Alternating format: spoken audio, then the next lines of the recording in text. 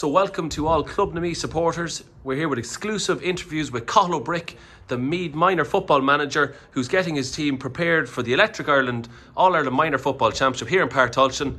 Cathal, you must be full of emotions this week, probably one of the biggest weeks in your managerial life. Yeah. Listen, it's where every manager wants to be. The week of an All-Ireland minor final there, and ourselves and the coaches and the players are really enjoying and savouring the occasion. There's a massive swell of support for us all around the county there, and I suppose that we're all enjoying that and looking forward to making sure that we're well prepared and we're ready for the challenge ahead in Croke Park on Saturday.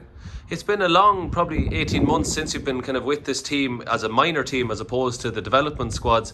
Like obviously the global situation stuff probably changed developments and preparation so much, but you've had a good run at this since the very first game against Louth. Slightly disrupted even with the seeding factor that last year's minor team being so successful actually gave you an advantage or a disadvantage, whatever way you wanted to look at it, and got you further into the competition. But since that first game against Louth, this team is really showcasing such great virtues and great characteristics of great Meath football teams. Yeah, thanks, Kieran. Yeah, I suppose it would have been nice to have gotten an extra game with the 2020 minor squad still involved. That meant that we got straight into a semi-final, and that. So listen, that was a game that I suppose the first game it took us a little bit of time to find our championship legs in that game there, but we came through it against Louth, and I think we've gone from strength to strength since. And you're right, the players in the squad have really shown great skill and speed and strength and stamina and honesty and courage in their game, which the real traditional Meath virtues there that we have seen over the years, going back to the 60s, 70s, 80s and 90s with Meath teams. And I think a lot of the players on this squad there are showing the same kind of virtues and skills that all Meath people are delighted to see. Yeah, that could be showcased especially with the Dublin game. Although Louth were worthy opponents, we've had some good records against them in recent years. But the Dubs, of course, have been the premier side in Leinster since the inception of the minor championship and the senior football championship.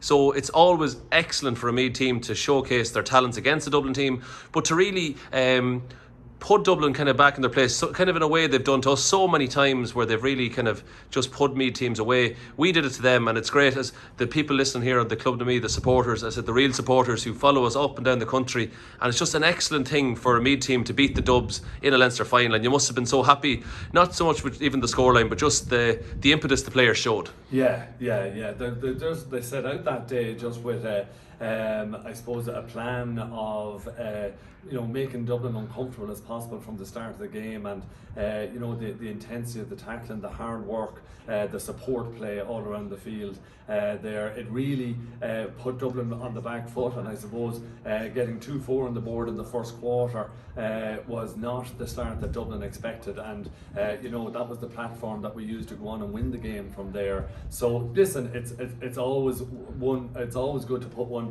over our near neighbours, and that, as you said, they've done it to us on many occasions. John McCarthy's 2020 minor squad beat Dublin here in the Leinster Championship last year, and we've managed to follow it up this year with a Leinster final. So we definitely would be optimistic that the tide is turning. Brilliant to hear that. And coming on to the next game, of course, was Sligo up in Kingspan Breffni the weekend, and like many commentators were saying, this was a foregone conclusion and Sligo shouldn't show up, and this Meath team have beaten Dublin and hand them the crown already, and that could be a dangerous place for a team to be in, to believe your own hype, or even from the outside looking in that someone might accuse a team of that.